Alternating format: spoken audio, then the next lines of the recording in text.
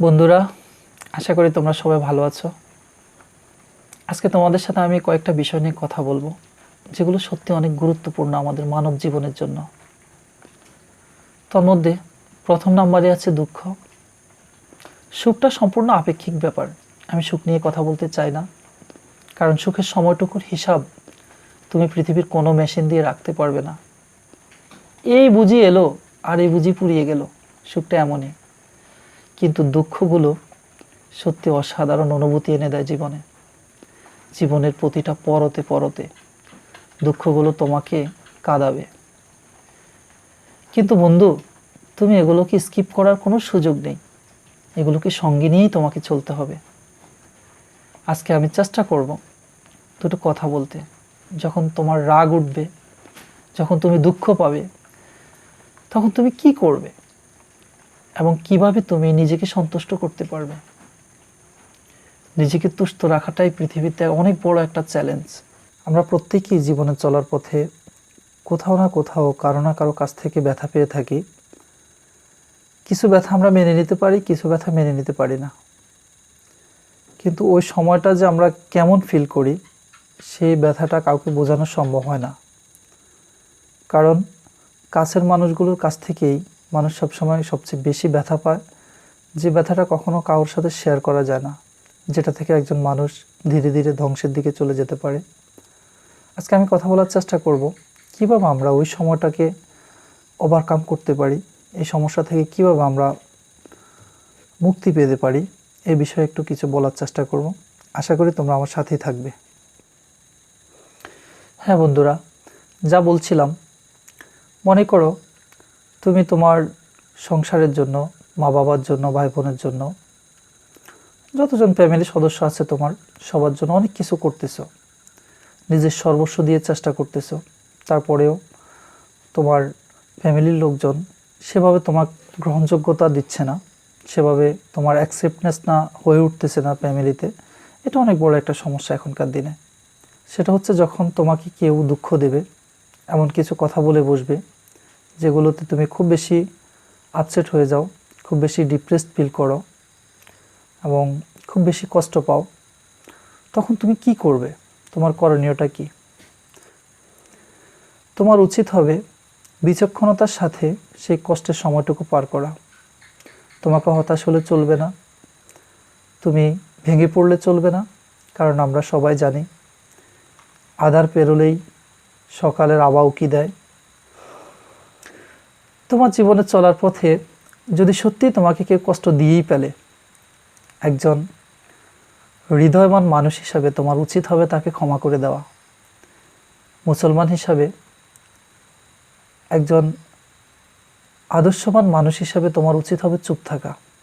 কারণ সংক্ষেপে একটি কথা আছে, তুমি যতটা চুপ থাকতে পারবে ততটাই তুমি বিপদ আপদ থেকে রক্ষা পাবে। যদি কেউ তোমাকে একান্তই ব্যথা দিয়েই ফেলে, তুমি চেষ্টা করো তাকে ক্ষমা করে দিতে। ক্ষমাই মহৎ আদর্শ, ক্ষমাই সব। কারণ তুমি এখন হয়তো সেটা ফিল করতে পারবে না।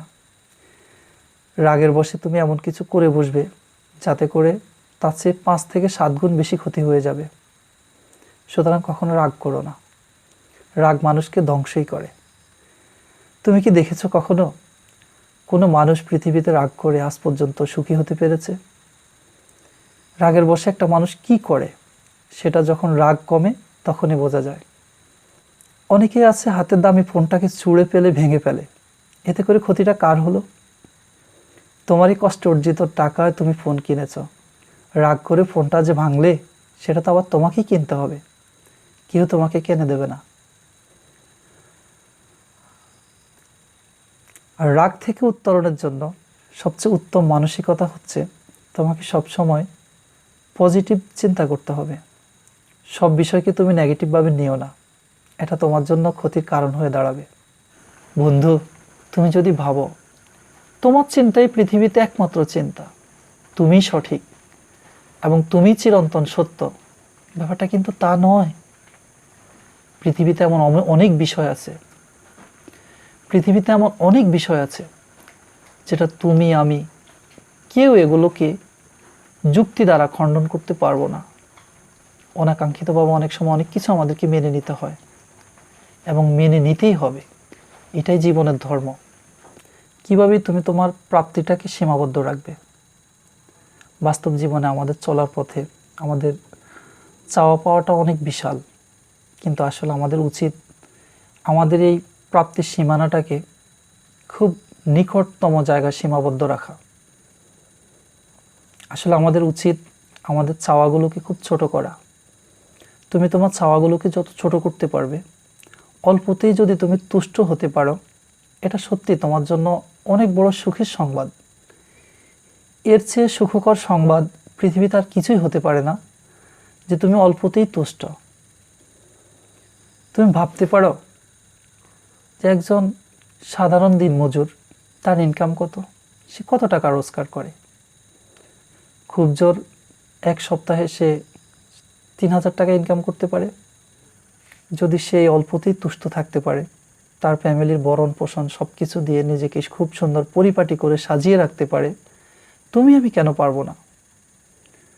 জানো দুনিয়াতে বড় বড় সমস্যাগুলো কোথা থেকে সৃষ্টি হয়? শুধুমাত্র আমাদের প্রাপ্তিগুলোর বিশালতা থেকে। হ্যাঁ, এটাই সত্য। যদি তুমি তোমার প্রাপ্তির বিশালতাকে ছোট করতে পারো, তাহলে তুমি সত্যি একটি সুখী জীবন উপভোগ করবে। এটাই বাস্তব কথা। আমার বাস্তব জীবনের অনেক অভিজ্ঞতা থেকে বলছি। মানুষ হিসাবে আমারও প্রাপ্তি কম ছিল না, অনেক কিছু আমি পেয়েছিও বটে, কিন্তু সেগুলো পাওয়ার সেই সময়টুকু, সেই স্থির চিত্রটুকু আমার মনে আজও দাগ কাটে। কোনোটা ছিল খুবই সুখকর, কোনোটা ছিল সত্যি অনেক বিষাদময়, যেটা আমি তো কখনো তোমাদেরকে ভাষায় প্রকাশ করে বোঝাতে পারবো না। তারপর থেকেই নিজেকে গুটিয়ে নিয়েছি, নিজেকে শান্ত রাখার চেষ্টা করেছি, সবসময় নিজের লোভকে জলাঞ্জলি দেওয়ার চেষ্টা করেছি। এটাই বাস্তবতা। তো বন্ধু, তুমি যেটা ভাবো ঠিক সব বিষয়ে যে সেটা পারফেক্ট হবে, ব্যাপারটা এমন না। নিজেকে একটু বুঝিয়ে নাও। আজকে তোমার ধরে নিয়ে একটা স্মার্টফোন দরকার, কেন তোমার হাতে যে ফোনটা আছে সেটা ব্যবহার করো, সেটাতেও তুমি সব ধরনের ফিচার পাচ্ছ। আমরা সবাই জানি একটা বিশাল আলিশান বাড়ির 25% ব্যবহার হয় না, তবুও মানুষ করে, তবুও মানুষ করবে। এটাই বাস্তবতা। আমি মনে করি আমাদের প্রত্যেকের উচিত পৃথিবীতে আমরা যে কয়েকদিনের মেহমান হয়ে এসেছি, প্রত্যেকের আন্তরিক সৌহার্দ্যপূর্ণ ভালোবাসা, আচরণ, যাবতীয় আমাদের মানবীয় যত গুণাবলী আছে, সব কিছুর একত্রীকরণ করে আমাদের মানব গুণাবলীর বহিঃপ্রকাশ ঘটিয়ে মানুষের সাথে যদি অন্তরঙ্গ ব্যবহার করা যায়, এটা সে আন্তরিক আত্মতৃপ্তি পৃথিবীতে আর কিছুই হতে পারে না। তাই আমি বলতে চাই, তুমি যত নমনীয় হতে পারবে, তুমি যদি ভদ্র হতে পারো, তুমি যদি ছোট হতে পারো, নিশ্চয় একদিন তুমি বড় হবে। এটাই চিরসত্য। কেউ আজ পর্যন্ত এই সমস্ত কথাগুলোকে ওভারকাম করতে পারেনি। তুমি আমিও সে আওতার বাইরে না। নিজের চিত্তের মাঝে যদি তুমি বৃত্তকে খুঁজে বেড়াও, অর্থবৃত্ত, সৌরভ, গৌরব, সৌন্দর্য সব কিছুই তুমি পাবে, কোথাও কোনো কিছুর কমতি হবে না। কিন্তু সত্যিকার অর্থে যদি তুমি প্রকৃত সুখ পেতে চাও, তোমাকে আত্ম উপলব্ধি করতে হবে, নিজেকে নিজে জানতে হবে। অ্যারিস্টটলের সাথে আমি একমত। সে বলেছে নিজেকে জানো। সুতরাং যদি নিজেকে নিজে প্রশ্ন করো, who am I, then you will find out many things. But when you research them, you find you are a zero. You are nothing. Because after death, your body is valueless. Nobody can keep you in their home. বন্ধু, একান্তেই যখন নিজেকে আবিষ্কার করতে পারবে, আত্মপ্রশান্তির দিকে তুমি এগিয়ে যাবে। তুমি ক্রমেই উপলব্ধি করতে পারবে স্রষ্টা কে। স্রষ্টা এবং সৃষ্টির মধ্যে পার্থক্য যখনই তুমি বুঝে যাবে, সত্যি তখন তুমি পরিপূর্ণ হওয়ার পথে অগ্রসর হয়ে যাবে। কারণ যতক্ষণ পর্যন্ত না তুমি স্রষ্টাকে স্বীকার করবে, ততক্ষণ পর্যন্ত তুমি পরিপূর্ণ তৃপ্তি পাবে না। মুসলমান হিসাবে তোমাকে একটি কথাই বলবো, 5 ওয়াক্ত নামাজ পড়ার চেষ্টা করো, সৎভাবে দিন যাপন করার চেষ্টা করো। অন্তত এইটুকু বোঝো তুমি কোনটা হালাল কোনটা হারাম।